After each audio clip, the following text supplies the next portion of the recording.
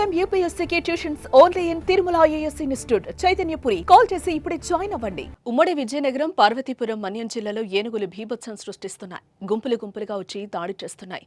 కురుపాం మండలంలోని గిరిశిఖర, జియమ్మ వలస, కొమరాడ, గరుగుబిల్లిలో గిరిజనులకు, రైతులకు కంటి మీద కునుకు లేకుండా చేస్తున్నాయి. తాజాగా జియమ్మ వలస మండలం సుభద్రమ్మ వలస సమీపంలో మరోసారి గజరాజులు బీభత్సం సృష్టించారు. చింతపండు లోడుతో వెళ్తున్న లారీని అడ్డగించి ఏనుగుల గుంపు అద్దాలను ధ్వంసం చేశాయి. ఏనుగులు ఒక్కసారిగా దాడికి ప్రయత్నించడంతో భయంతో లారీ డ్రైవర్, క్లీనర్ పరుగులు పెట్టారు.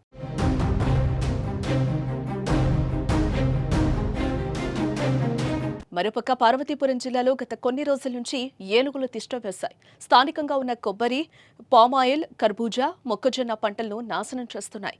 అప్పులు చేసి మరీ పంటలను సాగు చేశారని దిగుబడి వచ్చిన సమయంలో ఏనుగుల పంటను ధ్వంసం చేయడం వల్ల భారీగా ఆస్తి నష్టం జరుగుతుందని ప్రభుత్వ అధికారులు నష్టపరిహారం చెల్లించి ఆదుకోవాలని బాధిత రైతులు కోరుతున్నారు. మరోపక్క తరచూ ఏనుగులు రోడ్లపైకి వస్తూ ఉండటంతో ప్రయాణికులు భయాందోళన వ్యక్తం చేస్తున్నారు.